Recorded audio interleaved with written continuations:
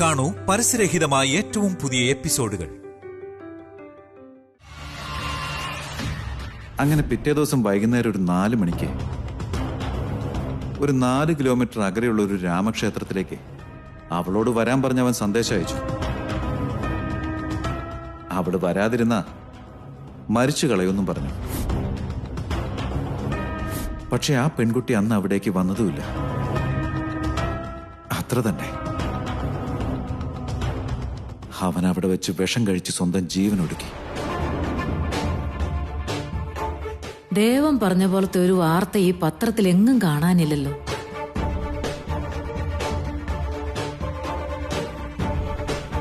അങ്ങനെയായിരുന്നെങ്കിൽ അത് വാർത്തയായിരുന്നില്ലല്ലേ.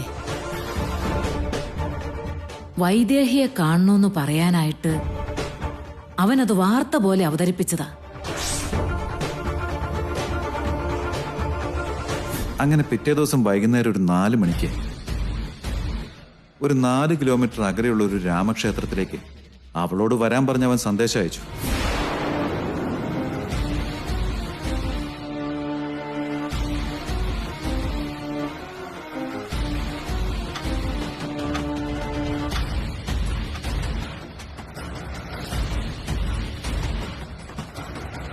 നാലു മണിക്ക് കാണണമെന്നാ അവൻ പറഞ്ഞത്.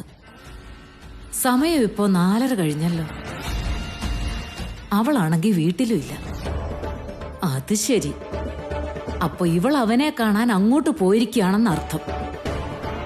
എന്താണോ അവള് പറയാൻ പോന്നെ? എന്തൊക്കെയാണോ സംഭവിക്കുക? എന്റെ ശ്രേയമോളുടെ ജീവിതം നശിപ്പിക്കാൻ വേണ്ടി ഉണ്ടായ സന്തതി എന്റെ കുടുംബം തകർക്കാൻ വേണ്ടിയാണല്ലോ ഈ അനാഥപിണ്ടം കേറി വന്നത്. ഈശ്വരാ.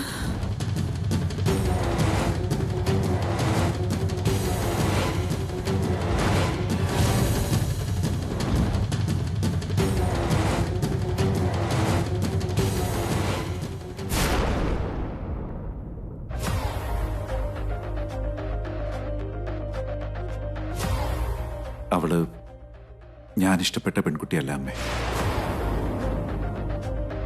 ഇനി എന്താണ് ചെയ്യേണ്ടതെന്നറിയാതെ മരണവെപ്രാളം അനുഭവിക്കാൻ ഞാൻ. അവൻ സ്നേഹിച്ച പെൺകുട്ടി ആരാണെന്ന് നേരത്തെ അറിയാതെ പോയത് തെറ്റ്. ഇപ്പൊ എല്ലാം കഴിഞ്ഞ സ്ഥിതിക്ക് ഇനി എന്ത് ചെയ്യാൻ പറ്റും?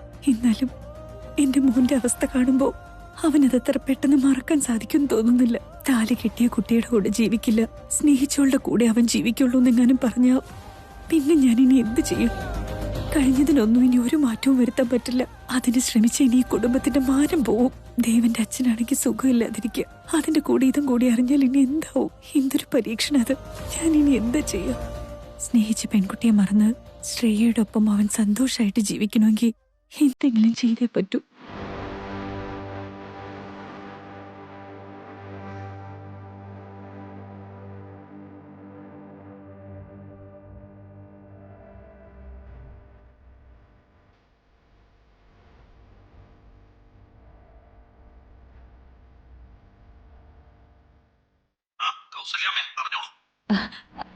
നമസ്കാരം തിരുമേനി. കൃഷ്ണാഷ്ടമി പൂജയുടെ കാര്യം പറയാനാണോ? ഞാൻ കാലത്ത് തന്നെ വന്ന് എല്ലാ ഏർപ്പാടാക്കിക്കോളാം. അതോർത്ത് വിഷമിക്കട്ടോ. ഞാനിപ്പോ അത് പറയാൻ വിളിച്ചതല്ല. മോന്റെ കല്യാണം കഴിഞ്ഞതല്ലേ ഉള്ളൂ. എന്നാലും മോനും വരുമ്പോഴും സന്തോഷായിരിക്കുന്നത് കണ്ടാലല്ലേ ഞങ്ങൾക്ക് സമാധാനം ഉണ്ടാവൂ. പ്രത്യേകിച്ച് എന്തെങ്കിലും പ്രശ്നമുണ്ടോ കൗസല്യാമ്മേ? തൽക്കാലം പ്രശ്നമൊന്നുമില്ല. പക്ഷെ എന്തെങ്കിലും പ്രശ്നങ്ങൾ ഉണ്ടാവുമെന്ന് മനസ്സിൽ എന്തോ തോന്നല് പോലെ. അവര് രണ്ടുപേരും സന്തോഷത്തോടെ ജീവിക്കണം. അവർക്ക് നല്ലൊരു കുടുംബജീവിതം ഉണ്ടാവണം. രാജഗുരുവിനോട് ചോദിച്ചാ ഇതിനെന്തെങ്കിലും പരിഹാരം ഉണ്ടാവുമെന്ന് അറിയാൻ വേണ്ടി വിളിച്ചതാ. ഓ, അതിനെന്താ കൗസല്യാമ്മേ? ഗുരുക്കൾ കഴിഞ്ഞ ദിവസം ഹിമാലയത്തിൽ നിന്ന് വന്നതേ. ഞാൻ കാലത്ത് തന്നെ അങ്ങോട്ട് പോയിക്കോളാം. ഗുരുക്കളോട് ചോദിച്ച എന്തെങ്കിലും ഒരു പരിഹാര മാർഗം ഉണ്ടാക്കാം. അതുപോലെ അങ്ങനെ ആയിക്കോട്ടെ തിരുമേനി. വളരെ നന്ദി. ഫോൺ വെച്ചോളാം.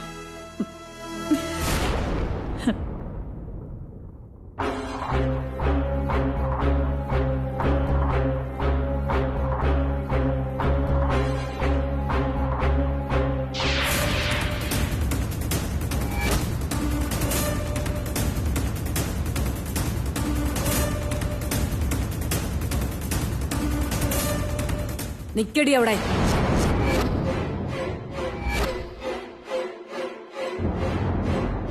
എവിടെ പോയിട്ട് വരുവാ? ഇങ്ങോട്ട് തിരിയടി. ചോദിച്ചത് നിന്നോടാ, എവിടെ പോയിട്ട് വരുവാന്ന്.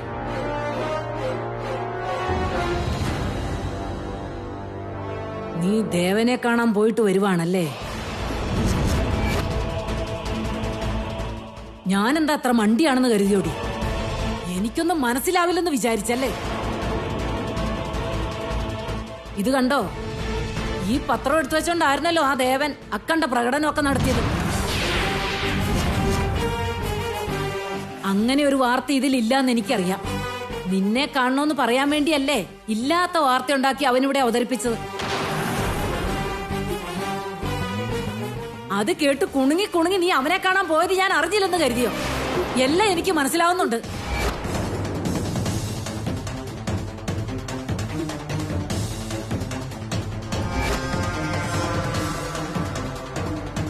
എന്താ അവനോട് നീ പറഞ്ഞേ? എന്താ പറഞ്ഞെന്നാ ചോദിച്ചേ? കാമുകനോടെല്ലാം പറഞ്ഞോ? മനസ്സ് തുറന്ന് നീ കാണിച്ചോ? എന്റെ കാമുക, നീ എന്റെ കഴുത്തേൽ ആ താലി കെട്ടിയതെന്ന് നീ പറഞ്ഞു കാണൂല്ലോ.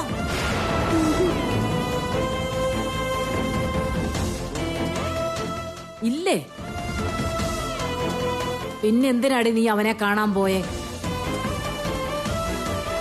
നീ പറയുന്നതിലും പ്രവർത്തിക്കുന്നതും തമ്മിൽ എന്തെങ്കിലും ബന്ധമുണ്ടോ? വീട്ടിൽ നിന്ന് ഇറങ്ങി പോടീന്ന് പറഞ്ഞപ്പം ഞാൻ അവനെ ഇനി കാണില്ല, ഞാൻ കാരണം എന്റെ അനീത്തിയുടെ ജീവിതം തകരില്ല, ഒരു പ്രശ്നം ഉണ്ടാക്കില്ല എന്നൊക്കെ നീ തന്നെ അല്ലേടി സത്യം ചെയ്തേ?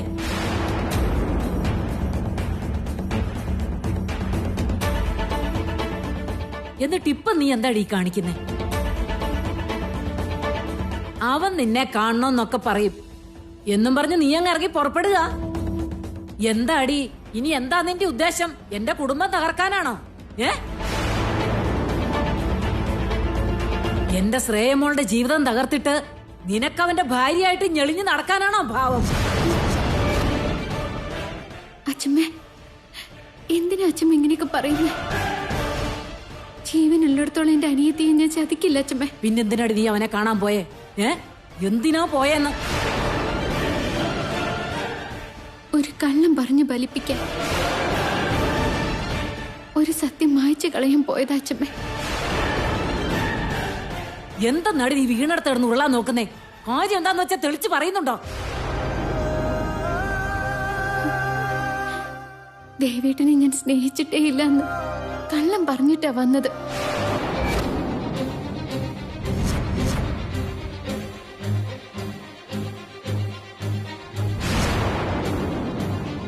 ദേവേട്ടൻ എന്റെ കഴുത്തിലാണ് താലി കെട്ടിയെന്നുള്ള സത്യം അറിഞ്ഞിട്ട് പോലുമില്ല.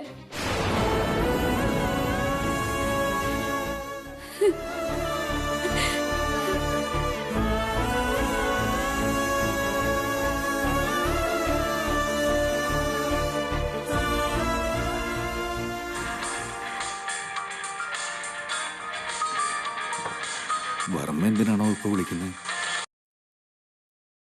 നമസ്കാരമുണ്ട് വർമ്മേ. നമസ്കാരം രാമ. എന്തൊക്കെയുണ്ട്? എല്ലാവരും നന്നായിരിക്കുന്നു. വർമ്മയ്ക്ക് സുഖല്ലേ? സുഖമായിരിക്കുന്നു രാമ. രാമ, നാളെ കൃഷ്ണാഷ്ടമിയാണല്ലോ. ഇവിടെ അതിന്റെ ചില ആഘോഷങ്ങളുണ്ട്. നിങ്ങൾ എല്ലാരും കൂടെ വരണം. ആയിക്കോട്ടെ വർമ്മേ, ഉറപ്പായിട്ടും വരാം. ആ, വരാന്ന് സമ്മതിച്ചിട്ട് പേരിനൊരാളെ മാത്രം ഇങ്ങോട്ട് അയച്ചാൽ അത് ശരിയാവില്ല കേട്ടോ. വീട്ടിലുള്ള എല്ലാവരും ഇങ്ങോട്ട് എത്തിയേക്കണം. എന്റെ മോളുടെ വീട്ടിലെ ഫംഗ്ഷൻ ആവുമ്പോ വരാതിരിക്കോ വർമ്മേ? ഞങ്ങളെല്ലാവരും വരുന്നുണ്ട്. സന്തോഷമായി രാമ. എന്നാ വെക്കട്ടെ.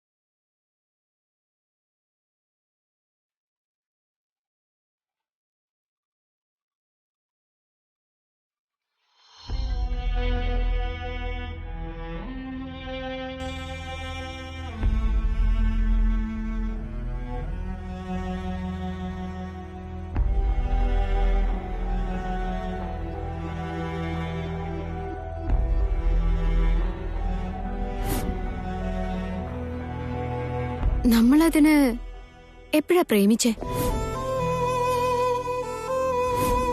ദേവേട്ടൻ എന്നെ തെറ്റിദ്ധരിച്ചു എന്നേ ഞാൻ പറഞ്ഞുള്ളൂ. ഞാനെന്നും ദേവേട്ടൻ ശ്രേയെ കാണാൻ വരാന്ന് കരുതിയാ കുറച്ച് അടുത്തിടപഴകിയത്. അത് ദേവേട്ടനെ പ്രേമാണെന്ന് തോന്നി. ദേവേട്ടൻ എവിടെയാ തെറ്റുപറ്റിയത്?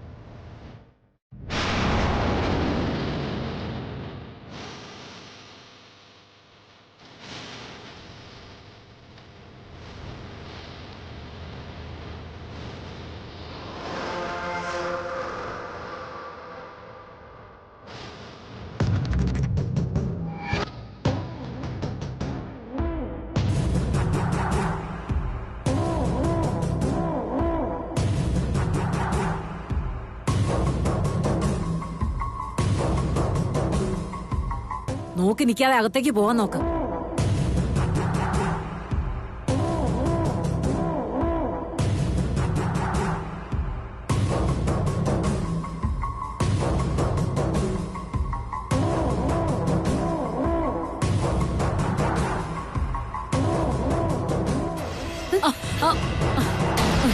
എടീ, നിലത്ത് നോക്കിയും കണ്ട് നടന്നൂടെ? കണ്ണിന് കാഴ്ചക്കുറവൊന്നും ഇല്ലല്ലോ. അച്ഛൻ ഇടക്കേറി വന്നിട്ട് ചേച്ചി അവിടെ കുറേ വന്നിരാ. നീ വായടച്ചിരുന്നോണം. എന്തിനാ രാമ ഇതിനെ കൂടെ കൂട്ടിയത്? വേലിയെ കിടന്നതിനെടുത്ത് വല്ലോടത്തും വെച്ച പോലെ ഇതിന്റെ കാര്യം. എന്താ അമ്മ ഇത് നമ്മുടെ വീടല്ലെന്ന് ഓർക്കണം. ഇവിടെയുള്ളവർ ഇതൊക്കെ കേട്ട എന്താ വിചാരിക്കുക? എന്റെ വെപ്രാളം നിനക്ക് മനസ്സിലാകാഞ്ഞിട്ടാടാ.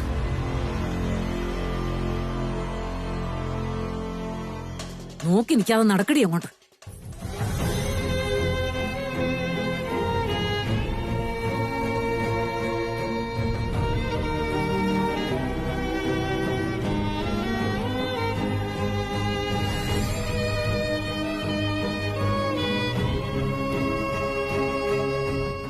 അച്ഛമ്മയുടെ ദേഷ്യം എന്തുകൊണ്ടാന്ന് എനിക്ക് മനസ്സിലാവുന്നുണ്ട്. പക്ഷെ ഞാൻ എന്ത് ചെയ്യാനാ? ദേവേട്ടനിൽ നിന്ന് അകന്നു പോവാൻ ശ്രമിക്കും തോറും വീണ്ടും വീണ്ടും കാണാൻ ഓരോ അവസരങ്ങൾ ഉണ്ടായിക്കൊണ്ടിരിക്കാം. എന്റെ ഭഗവാനെ, തിരിച്ചു പോകുന്നത് വരെ ഒരു പ്രശ്നം ഉണ്ടാവാതെ നോക്കിക്കോണേ.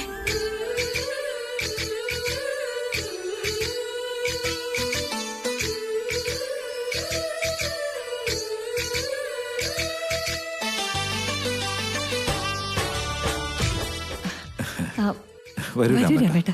നമസ്കാരം. നമസ്കാരം. നമസ്കാരം. നമസ്കാരം അമ്മേ. സുലേഖ വന്നില്ലേ? വീട്ടിൽ കറണ്ട് ഇല്ലായിരുന്നു. റിപ്പയർ ചെയ്യുന്ന ആൾക്കാർ വന്നിട്ടുണ്ട്. അപ്പൊ ആരെങ്കിലും ഒരാൾ അവിടെ വേണ്ടേ? അതാ പുള്ളിക്കാരി വരാഞ്ഞ്.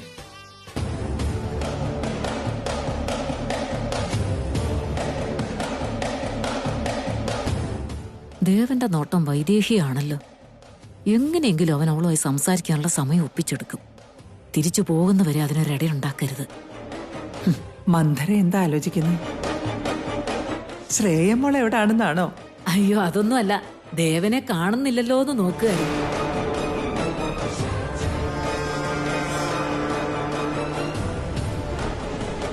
അതെ, കല്യാണത്തിന്റെ പുതുമോടിയല്ലേ. ഒരു നോട്ടം കൊണ്ട് പോലും മാറി നിൽക്കാൻ രണ്ടിനും ഇഷ്ടമല്ലല്ലോ.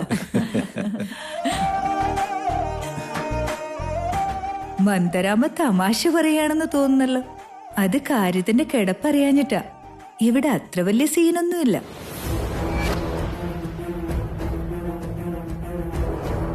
ഊർമിളേ, അയ്യോ, ഞാൻ തെറ്റായിട്ടൊന്നും പറഞ്ഞില്ലല്ലോ അമ്മേ. ശ്രേയയുടെ ചുറ്റും നടക്കുന്ന ദേവനെ ഞാൻ ഇതുവരെ കണ്ടിട്ടില്ല എന്നേ ഉദ്ദേശിച്ചുള്ളൂ. രണ്ടുപേരും ഇത്ര നേരം ഇവിടെ തന്നെ ഉണ്ടായിരുന്നതാ. ഇപ്പോഴാ കൃഷ്ണപാദം വരയ്ക്കാനായിട്ട് മുറ്റത്തോട്ട് ഇറങ്ങിയത്.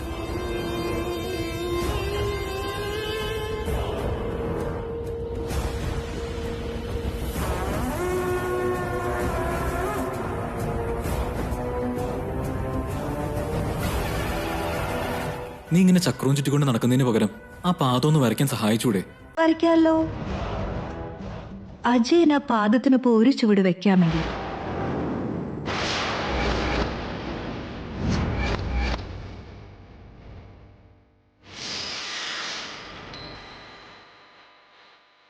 എന്താ എല്ലാരും എന്നെ അങ്ങനെ നോക്കുന്നത്? ഞാൻ പറഞ്ഞതിൽ വല്ല തെറ്റുണ്ടോ? വീടിന്റെ മുറ്റത്ത് മാത്രമല്ല, വഴിയിലിറങ്ങി അമ്പലവാതിൽ വരെ പാദം വരയ്ക്കാൻ ഞാൻ തയ്യാറാ. ഒരു ചുവടെങ്കിലും അജയൻ എടുത്ത് വെക്കുകയാണെങ്കിൽ. അതിന് കഴിയില്ലല്ലോ. കൃഷ്ണപാദം വരയ്ക്കുന്ന സമയത്ത് അതിൽ ചുവട് വെച്ച് നടന്നു വരണമെങ്കിൽ തലവര നന്നാവണം.